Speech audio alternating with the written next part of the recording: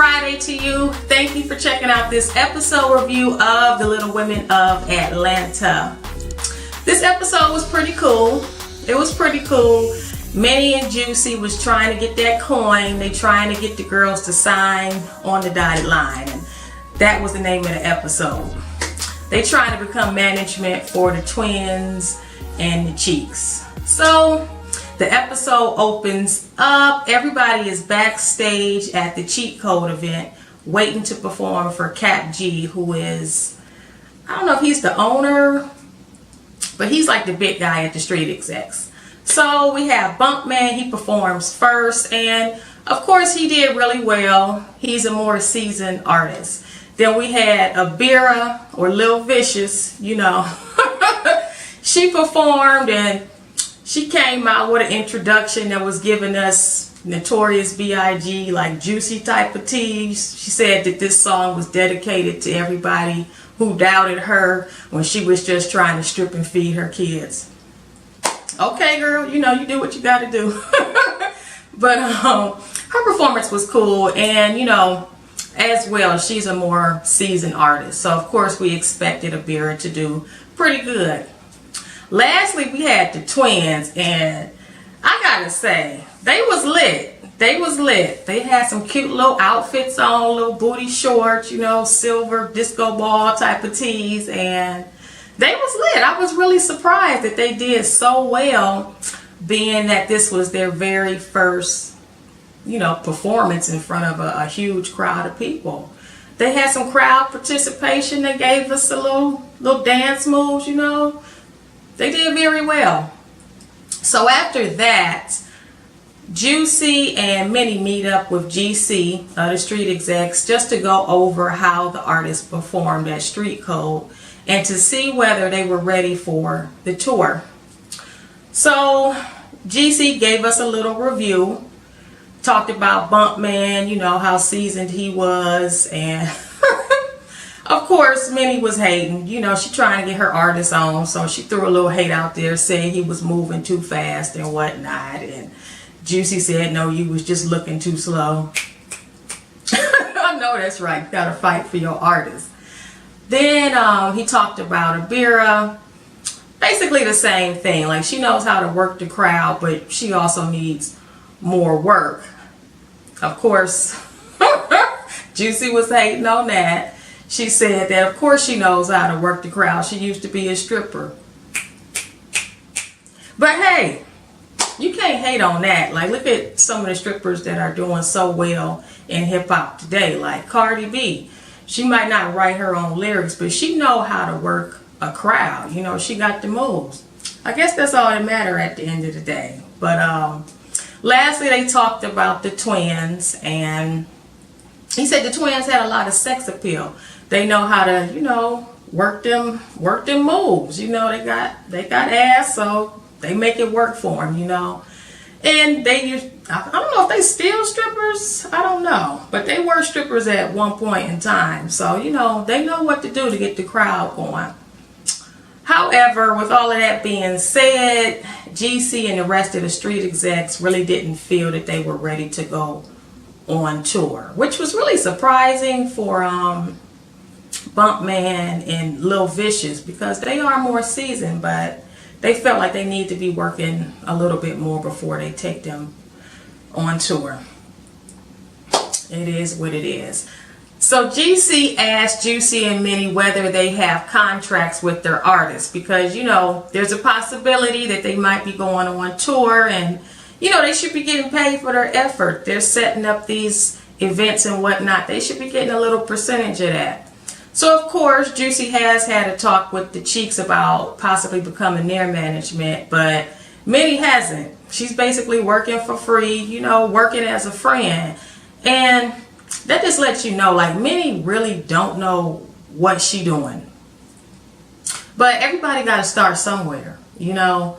So, I don't know. I guess Minnie gonna get back with the girls and see if they can work something out. So let's talk a little bit about Emily and Bree. Bree is bringing Emily up to speed on what happened at the cheat code event. talking about the performances, who did well. Bree did give the Tiny Twins their props, said they did pretty well. And Emily started hating. She was asking Bree, you know, what do they even know about music? This is their first time. They don't know what they're doing, you know, what have you. And Emily needs to focus on herself. It is not the twins' fault that she got pregnant and the street execs wouldn't let them come on the tour. It's just not their fault. So all that hate is kind of misdirected. But I digress. Later in the episode, Juicy does come over to talk to them about becoming management and signing with her, and they agree. I hope they do their homework. I hope they do their homework and just don't sign on the dotted line without really reviewing that paperwork. Juicy already has something up her sleeve because she knows that the Cheeks ain't gonna be really able to bring in no money for her. That's how I'm thinking, especially with Emily being pregnant and everything, and they can't perform and go on the tour. So she already plotting on how she gonna sign the twins. Hey, you can't knock it. You can't knock it. She looking out for herself. So let's talk about Miss Minnie. Miss Minnie is at home with her mother Tammy, and they're cleaning up the house. And Minnie becomes very winded. She's out of breath. Minnie is overweight. She's about 210 pounds, and I think she might be 4 feet. You know, that's a lot of weight on an average sized person. So on a smaller person, I'm sure her BMI is very high, you know, probably causing a lot of other problems. And last season we found out that she had congestive heart failure as well. So, you know, those two things combined, I bet it's very hard on her body. So it's no surprise that she was out of breath. And she was talking to her mother about that, and I guess prior she wanted to get a liposuction or some sort of weight loss surgery, and her mother wasn't down for that, and I don't blame her. I'm sure it's very risky. Risky for average sized people, so I'm sure it's risky for little people as well. But since she's having so many problems, I guess her mom is more so down for it now. She wants her daughter to get well. So they go see a doctor, weight loss surgeon, Dr. Steinberg, and they talk with him about possibly getting the sleeve. You know, they talk about what it is, what it entails, having your stomach reduced and whatnot. I really hope that all of this works out for Minnie. She's excited about having a new lease on life, and she deserves it. She good people. So then Miss Minnie meets with the twins and Abira. And she brings up the fact that, you know, she's been working and she needs payment. She needs some coins. So she asked if they would allow her to be their manager. And the twins are kind of apprehensive. I can't blame them. You know, working as friends is one thing, but allowing somebody to become a manager who doesn't have a lot of experience, coupled with the fact that, you know, they just don't want to be taken advantage of. So they want a little time to think about it. Who can blame them, really? I don't know if I would do it, because this is kind of like an experiment for Minnie. So I can't blame them. I would take a little bit of time to think about that too. So let's talk about the twins a little bit. The twins have decided to have a double wedding. I mean, I guess, you know, that's a sure way to save money. However, usually women, when it comes to marriage, we have our own vision for our wedding. So I don't know, maybe it'll work out because the twins do a lot of things together, so maybe it'll be all good. So they end up talking to this wedding planner named Mills. She hasn't had any experience, you know, doing little people weddings, but hopefully that will all work out.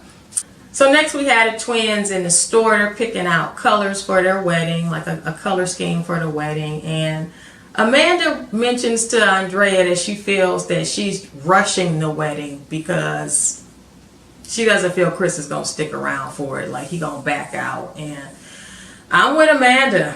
I really am. I would love to see them walk down the aisle, but with Chris's track record, I don't know. I just don't see it. I agree with her. I think Amanda is rushing this, you know.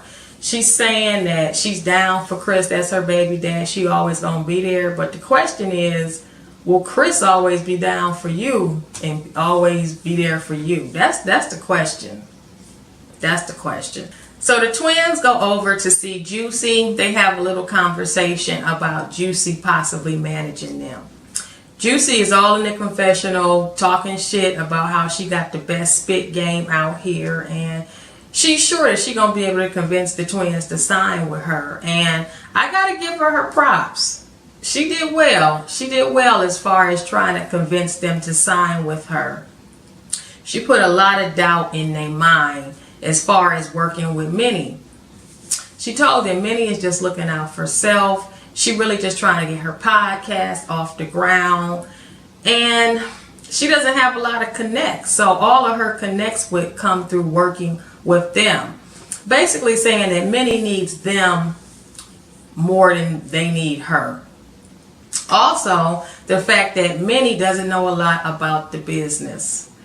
And, you know, she doesn't. So it's kind of like working with a friend. And she told them that she's a boss. Would you rather work with a friend or a boss? Sure enough, that casted a lot of doubt in their mind, because they know, like, Minnie don't know what she's doing. However, the twins ain't stupid. They picked up on what Juicy was putting down. They not stupid. They know Juicy sneaky as hell and out for sales. So the twins meet up with Abira and Minnie is trying to convince them yet again on why they should sign with her. Minnie is using the same old tactics that Juicy is using. She called Juicy old and tired and said she's only looking out for self. And you know, they need somebody young and popping and hungry who is going to put their best interests at heart. Same old tactics, tactics. And Abira is over there co-signing. Of course she gonna co-sign because she can't stand Juicy. So, you know, whatever.